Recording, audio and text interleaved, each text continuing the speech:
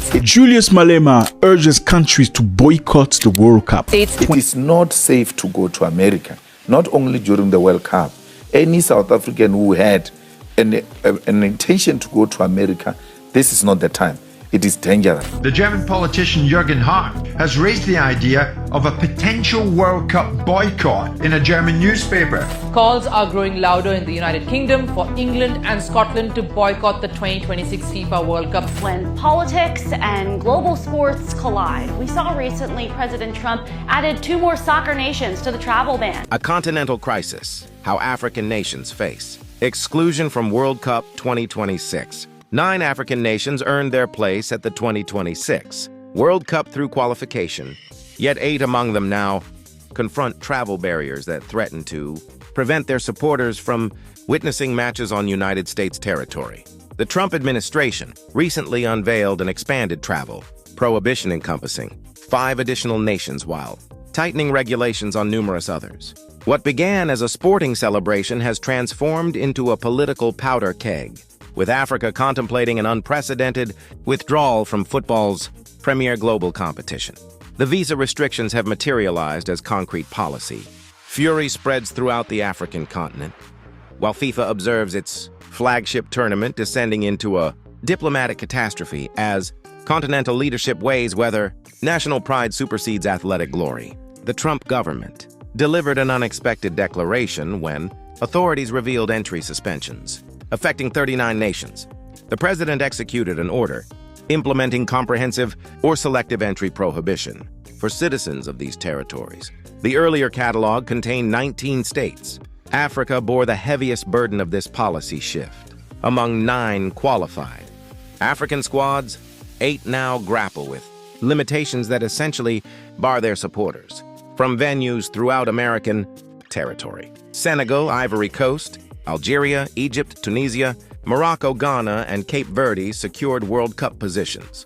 Yet their passionate followers face visa complications, financial guarantee demands reaching $15,000, and bureaucratic labyrinths, rendering attendance virtually unattainable.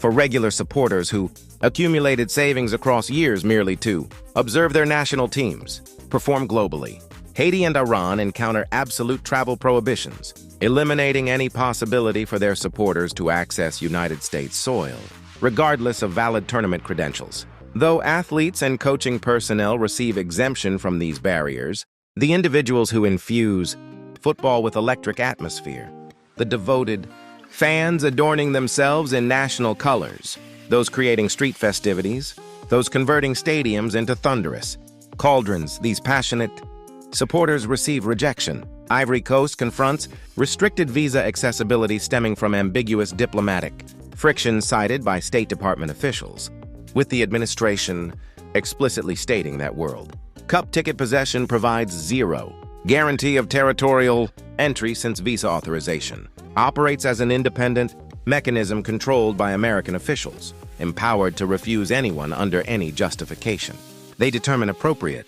The government suspended immigrant visa operations for 75 nations, beyond pre-existing travel bans, and despite claims this exclusively impacts permanent residency petitions rather than tourist visas, the technical distinction holds no meaning for supporters receiving application rejections or facing bond payment demands, exceeding their entire journey costs. African supporters confront a framework where European visitors navigate streamlined waiver programs while they endure interrogations, postponements, and charges apparently structured to discourage their arrival.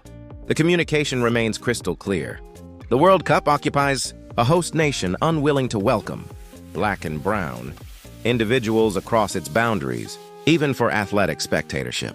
Beyond sport, a geopolitical reckoning.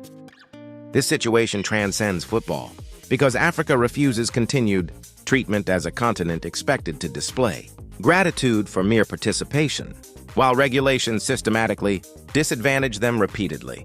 The visa barriers emerged precisely when Africa asserts unprecedented geopolitical influence, with Sahel alliance nations expelling Western military installations, BRICS expansion incorporating African members constructing trade relationships independent of dollar-based systems, and continental leaders openly challenging post-colonial financial structures that maintained Western approval dependency for generations, observing their supporters blocked from World Cup attendance while FIFA president Gianni Infantino poses alongside Trump for photographs, represents the humiliation-triggering responses, extending far beyond athletic competition, and such responses have commenced. South African politician Julius Malema, commanding the economic freedom fighters, demanded immediate withdrawal from the tournament by Bafana and the National Football Federation. Maintaining standard operations becomes unacceptable when the United States disrespects international protocols. Identically to apartheid-era South Africa, Malema drew parallels between Trump's visa framework and apartheid-period restrictions, emphasizing how the global community boycotted South African athletic organizations for decades to isolate that regime. Why should Africa now reward the United States by dispatching teams and supporters to a nation treating them as security hazards?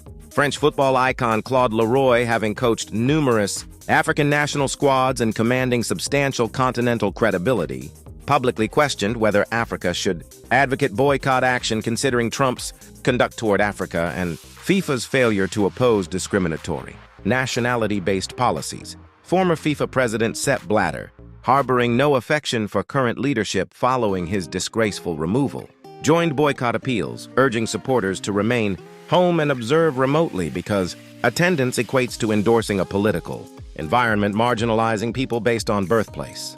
British parliamentary representatives introduced a motion encouraging global sporting authorities to contemplate United States exclusion from hosting until demonstrating international law compliance.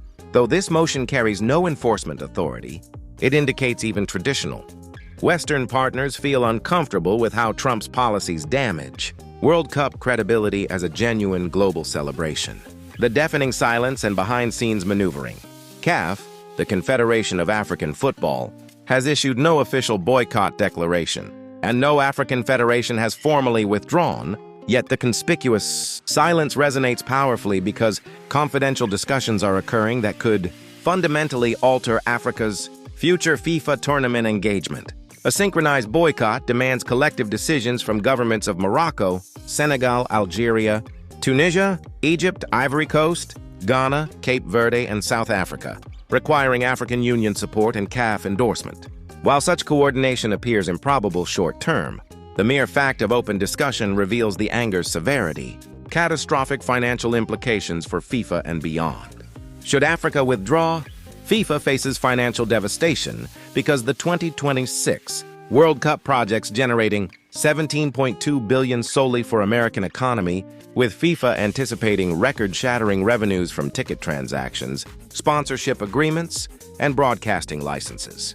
Losing 9 African squads would eviscerate the tournament's global inclusivity claims, and sponsors investing billions to associate brands with the World Cup would encounter immediate backlash for supporting an event, excluding an entire continent through discriminatory measures. African viewership constitutes a massive segment of FIFA's worldwide audience, and broadcasters throughout African markets purchased substantial rights fees for airing matches featuring national teams, meaning boycott action would trigger contractual disputes, revenue hemorrhaging, and a public relations catastrophe that FIFA cannot manipulate favorably. The reputational harm extends beyond monetary considerations. Because the World Cup markets itself as unity celebration, where nations suspend differences for equal terms competition. However, if 8 African teams withdraw because their supporters face attendance bans, that narrative collapses into exclusion, racism, and geopolitical intimidation. FIFA invested years expanding the tournament to 48 teams, specifically to incorporate additional nations from Africa, Asia, and South America, positioning itself as a progressive organization, valuing diversity and global participation. Yet all that branding evaporates when African supporters hear they're too dangerous for stadium admission while European attendees pass security unchallenged.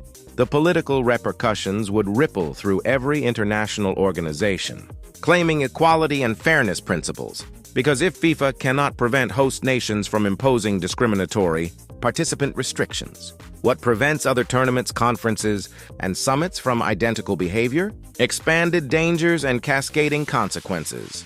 the domino effect across continents. If Africa boycotts Germany's sports, administration actively debates similar withdrawal responding to Trump's Greenland threats and European Union trade confrontations. France's sports minister, while dismissing immediate boycott discussion, admits unpredictability if Trump's conduct escalates. Denmark, despite uncertain qualification, witnesses supporter groups urging federation refusal if advancing through playoffs. Iran already threatened boycotting. The draw ceremony after visa, denials for 4 delegation members, signaling non-African nations equally frustrated with second-class participant treatment. The cascading effect materializes authentically, because Africa's withdrawal, followed by Germany's participation refusal, suddenly removes 2 of planet's most passionate football cultures. At that juncture, FIFA confronts a legitimacy crisis where the tournament ceases being the World Cup, transforming into the Americas and Europe Invitational. Corporate sponsors cannot dismiss such disruption because their entire investment presumes global reach. Losing Africa and potentially additional regions eliminates the diversity, making the World Cup marketable initially. Broadcasting chaos and contract annihilation. Broadcasters purchasing worldwide rights would demand refunds or renegotiated agreements because the product they acquired, a genuinely global tournament, no longer exists in their contracted form.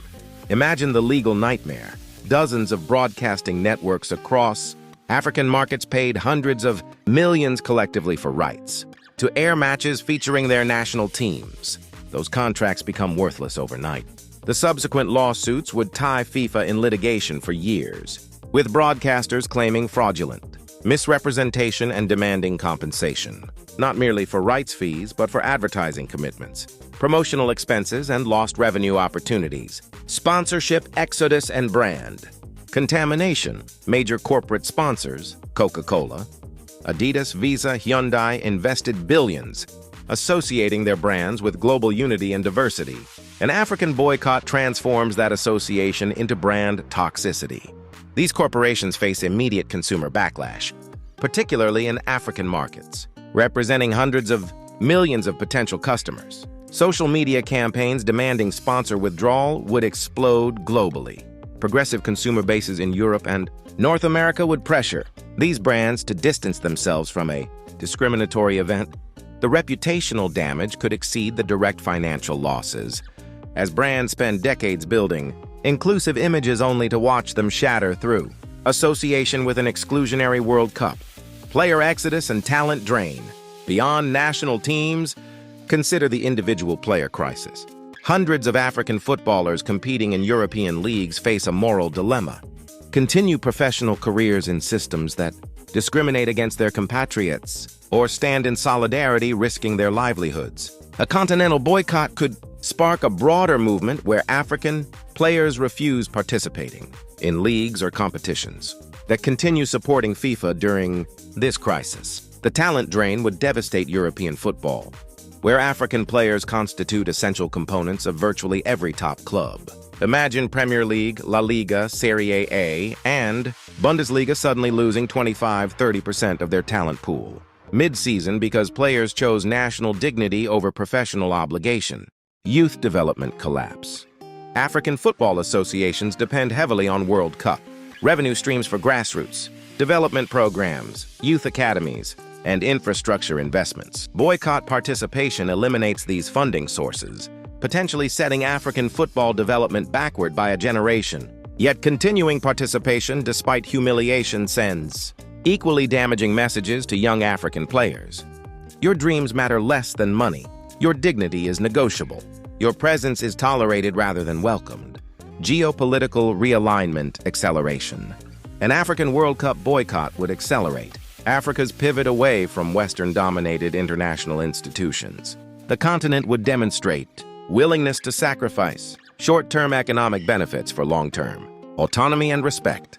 This precedent extends beyond football. Suddenly, African nations possess demonstrated willingness to withdraw from United Nations agencies, international trade agreements, or security partnerships that perpetuate inequitable treatment. Western powers would face a continent no longer accepting symbolic seats at tables where decisions get made without their meaningful input. FIFA governance crisis and institutional collapse. FIFA's entire governance structure presumes universal participation under agreed-upon rules. A continental boycott challenges that fundamental assumption.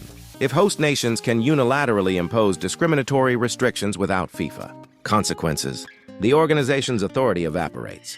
Future World Cup bids become political minefields where nations weaponize hosting privileges to exclude rivals or disfavored populations. The tournament's integrity disintegrates. Once geopolitical calculations supersede sporting merit, alternative competition, emergence.